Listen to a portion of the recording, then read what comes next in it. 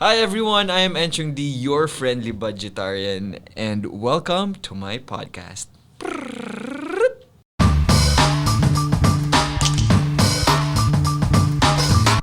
Today, our topic would be recovering from holiday spending, which is very timely.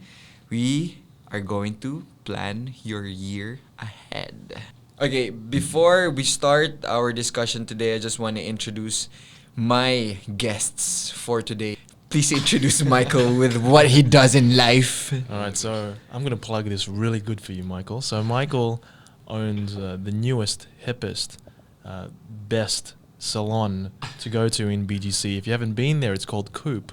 Koop Studio. It's with worth free going to. parking. But check it out. Yeah, Michael find us wouldn't at plug Koop this Studio. as much as I would. At Koop Studio. All right. Give if them the you wanna check address, us mate. out. The full address? You can find us in High Street South Corporate Plaza, BGC, There corner you go. 26th Street and 9th Avenue. We have, some amazing stylists. I'm gonna get some stop percentage from this one, from this yeah, endorsement. referral fee, exactly. For our second guest, please introduce our second guest, Mr. Needham. Yeah, this is Yuri, a good friend of mine. He's an entrepreneur, a lawyer by trade, if I'm not mistaken, with operations here in the Philippines and in Australia. And yeah, we talk all the time anyway about kind of philosophy, and we have these discussions. And he was certainly very helpful in the building of my first business. So I couldn't think of anyone else but him better to come on and give advice to all your listeners. Because And just to clarify, I'm not a practicing lawyer these days. I just own a law firm. So yeah, sorry, did I butcher the description? Because we want to help people to recover from all the spendings they did sa Christmas season na dumaan. By January 1st, January 2nd, most of the Filipinos are running short, or usually tinatawag nila petsa de peligro. What is the first mode of action when reaching petsa de peligro? Like, what do you do, guys? Wait, Pardon? have you been through this? Dumaan ka na ba dito? To an extent. I don't think quite as dramatic as, like down to my last penny or down to my last centavos. Uh-huh. But certainly I've gone and overspent for my previous paycheck. And the common one that people don't realize is going out to eat with friends. Even if it's not necessarily like a super expensive restaurant or something, and you do that, once a day, twice a day for lunch with your colleagues or dinner after work or something like that, it really starts to add up. So if you ever see me cooking more at home, it might be because I'm running out of money, but that's really a big one. there was one point in my business years ago, a very long time ago, where I do remember there was only 42 cents left in my bank account. And the one thing I did was I was just patient. I just waited. I knew that there was going to be all of this money that was going to be coming in within about 2 weeks. So for 2 weeks, I became really resourceful. I would call my closest friends and be like, hey guys, I just need someone to back me up. Or you go to a close family, So relative. humiram ka ng pera? No, actually, but I would just go and just rely on them. They would feed me. Okay. Yeah, and when you realize that you don't need much to get by, you just need some food. If you're going to be out of money for a few weeks, trust me, you can let the bills wait and just take care of yourself, and life will just move on. But I do remember that one time, and you've got to rely on family and friends. Being resourceful is very, very helpful, I think. Because I went through this personally when I first decided to build my own business, which is to have my own building. Sobrang short talaga. Like, every paycheck that comes, zero. And then I have nothing at all. But good thing I was living with my parents. Well, until now. But pero yun nga yung sinasabi ko. Pero how do we cope up when it comes to that stage na pumasok na yung petsa de peligro? Because what I did, I literally prayed. I prayed. I know it sounds very Filipino, but that's what I did. Nagpray talaga ako kasi sabi ko, Lord, bigyan mo naman ako ng like, can you give me more than what I need for just to get by for the entire month. And something will come, you know? I think being resourceful, being hopeful at the same time, and just focusing on what kind of work would give your pinakamalaki na income. I think God answers prayers if you plant seeds. Like God's job is just to rain and water the soil and something will grow. Pero kailangan mo ikaw gumawa ng first move. Yes, I think you need to. Nice. I think if you're stuck 1 year, then you need to plant a seed and be like, this will never ever happen again in the coming years. So you should plan 3-4 months in advance before that. Whatever peligro statement. Where's the best place to start after overspending during the holidays? The first thing you can do before addressing the immediate problem is just really kind of ingraining it in your head that this isn't going to happen again, kind of thing. Because for a lot of people, mahirap yung ginagawa nila, like to make some changes. Like if you're so used to eating out and then all of a sudden, kasi alam ko for most people, ang pakiramdam nila, they're depriving themselves when all of a sudden they change something in their usual habit. Yeah. Well, I mean, I don't think you find it difficult when you're in a position where there's no choice. It's not about like, you don't think, oh, this is difficult. It's just like, I don't know if it's instinctual, but it's like almost like a survival mode kind of kicks in where it's like, you don't really even think about yourself suffering. For me, at least, I was just like, well, I'm here now. This is what I have to do because, it's the consequences of my actions kind of thing. And this sounds a little bit hypocritical, but once I was able to better manage my finances, I actually saw being able to eat out as like a reward again kind of thing. So when I was studying in college, at university back in London, I was cooking a lot more at home because, I was on a tight budget kind of thing. And it's not so much that I switched my behavior, but it's now I think I'm just more like aware more mindful that when I do get to eat out, I'll enjoy it more because I know what it was like to have to, empty the bottom of the rice thing and cook in the rice cooker and just eat rice and soy sauce kind of for a week. It's not a healthy diet. I don't recommend it, but it happened to me at college. What about you, Yuri? I think step one is you got to get real with yourself. It's like if you're in that situation, it's like a good analogy is if you have a baby, an unexpected child, you're forced to become a good mother. As an example. So if you're in a bad financial situation and you have this situation in front of you, you just have to get real and just grow up in that moment. You've got to be a good father or mother to your finances. It's like, you got to get real and say, okay, I've now got this problem. This is my reality. Ito yung katotohanan ng buhay ko ngayon. This is the reality. I've shot myself in the foot. I've got to bandage this and make sure I throw this gun away for the rest of my life. I think step one is to be conscious, self-aware that you've put yourself in the situation, and everything just flows on from being real. Just get real with yourself and be like, okay, I've got to stop doing this moving forward. Pero ganun nga bakit kapag nandito tayo sa sitwasyon na to, we can do a lot of changes, but when everything is so free and everything's just comes to your life, do you think it's also okay to continue that kind of attitude na, okay, kung dati resourceful ako, mindful ako, hopeful ako, bakit hindi natin gawin yun while you're earning good? It's a skill. It's a muscle. Yeah. You just like you go to the gym and you have to go often in order to maintain a level of fitness, you have to exercise these new skills. Consistency. I think ang kagandahan dito is we're just saying recovering from holiday spending, but it can also be like your first step to financial freedom in the future, right? I guess so. Because whatever attitude that you will learn from recovering from your holiday spending, I think you can apply that for the entire year. And by the end of the year, ang dami mo nang na-save na pera, dami mo nang naipon. Diba? Next question, do you need to plan the year ahead? Do you plan your year ahead, like the 12 months? Because I personally plan for the first quarter, which is Jan, Feb, March. because I don't think I can plan until kumbaga yung first 3 months na yon, I know how much I will get.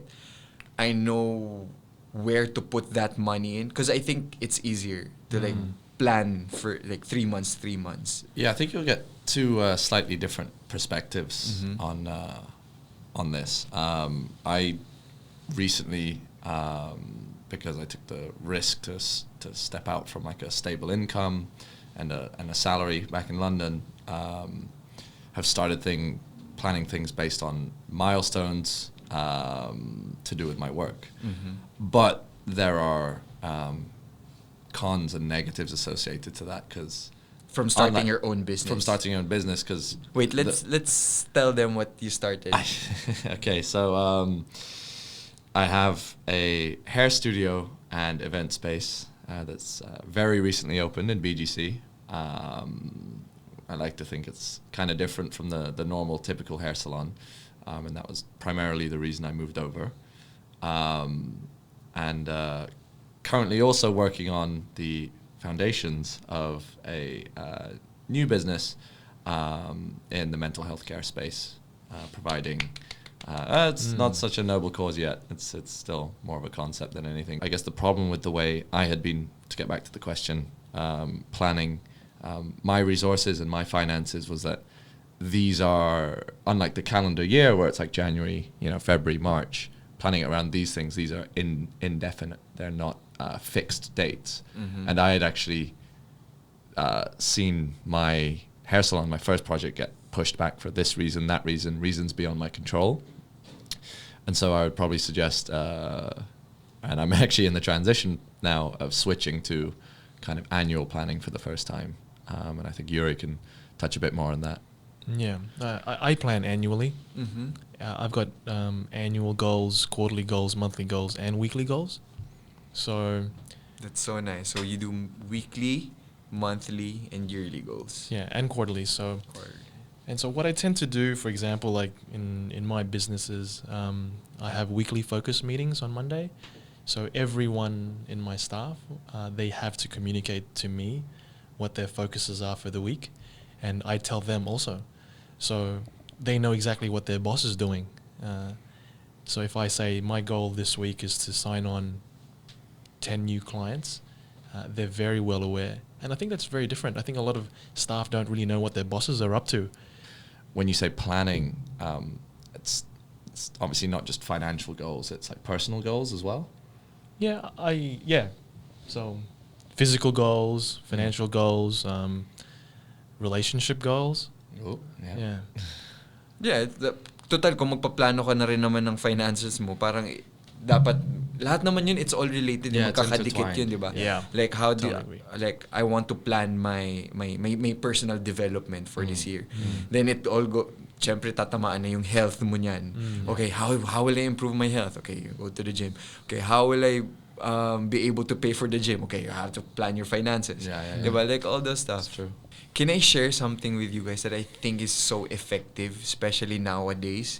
Total, pinag-uusapan natin yung planning for the year, or if you plan for the week or month or quarterly or for the entire year.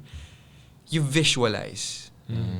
Right? Ako, pakiramdam ko, sobrang importante siya sa akin and sobrang helpful siya sa akin, because at an early age, when I was competing in swimming, my coach would always tell, okay, you have to visualize your lap. You have to visualize kung anong gagawin mo dun sa competition. Yeah.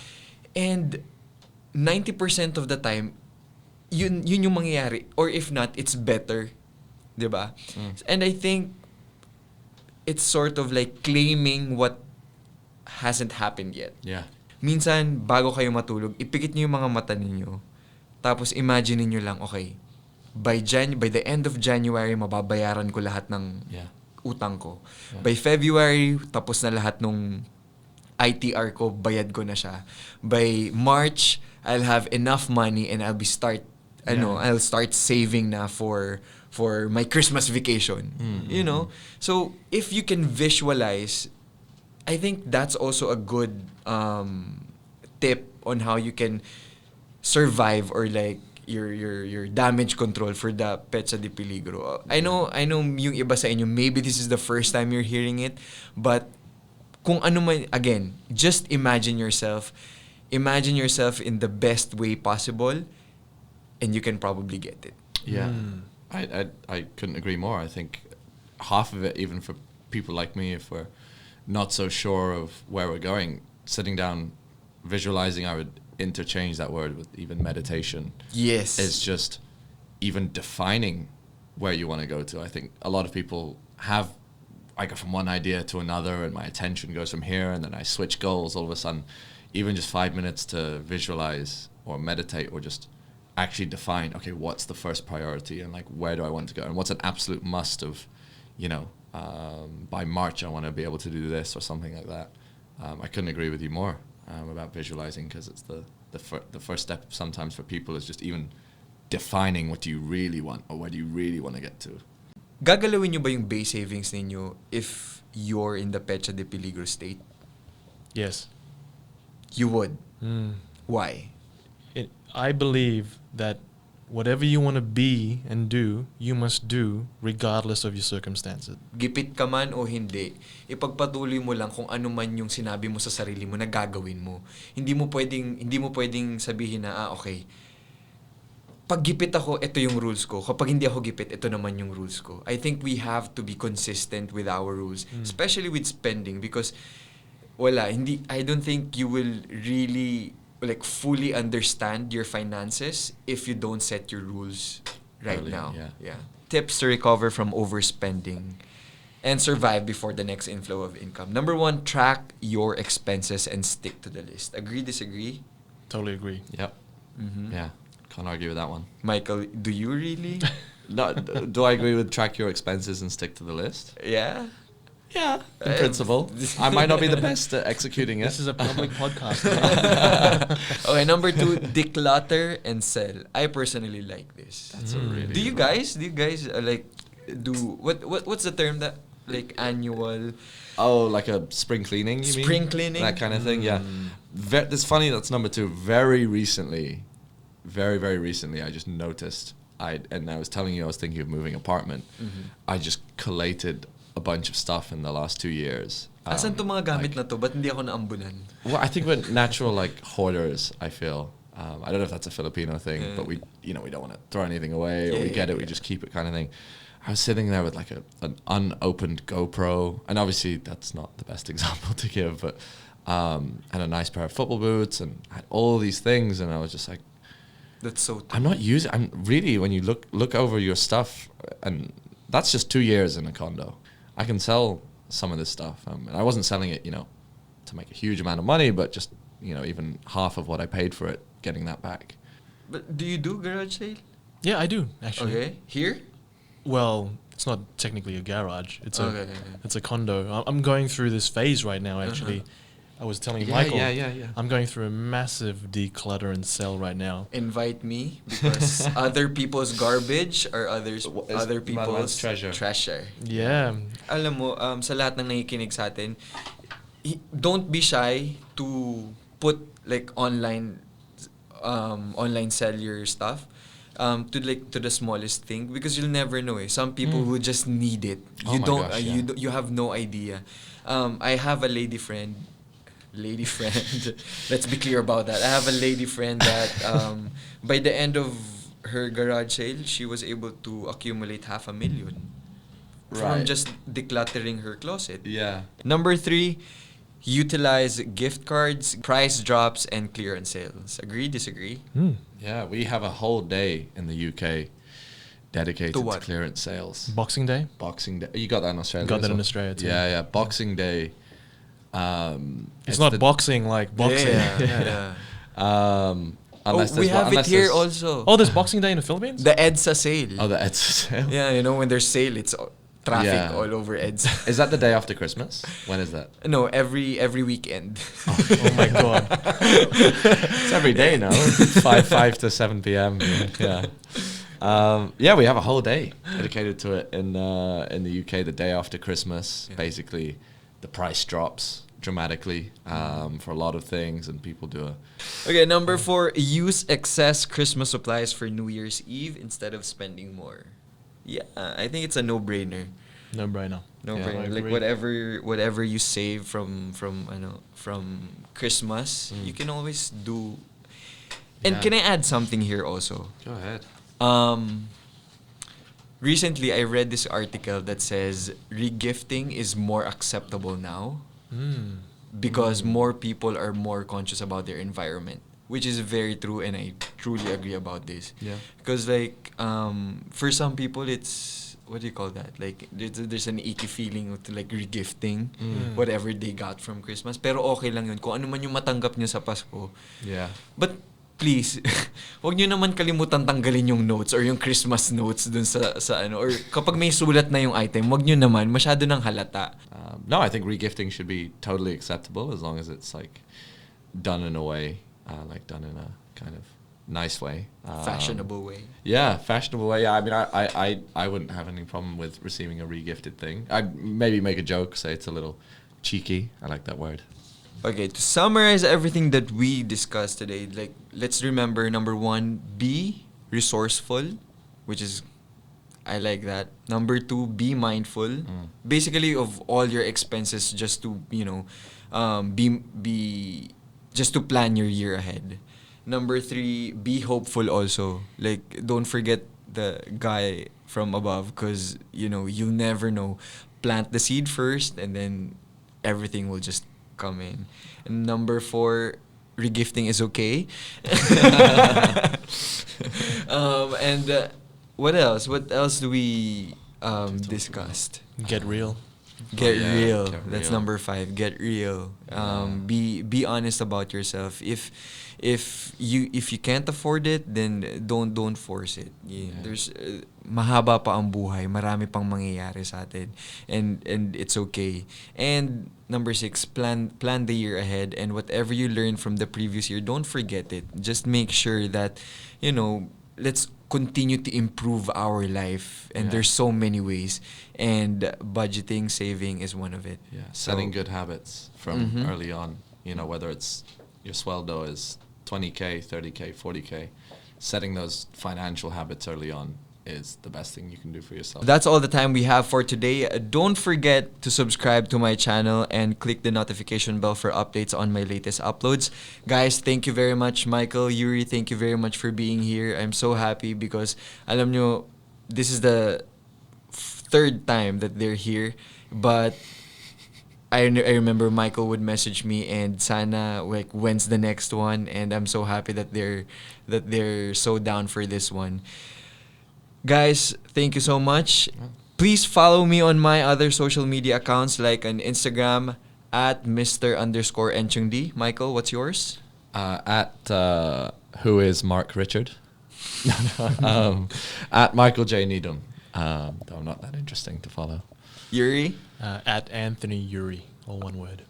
And on Twitter at Enchong Dee 777. Guys, see you in the next episodes. Thank you very much. Bye-bye.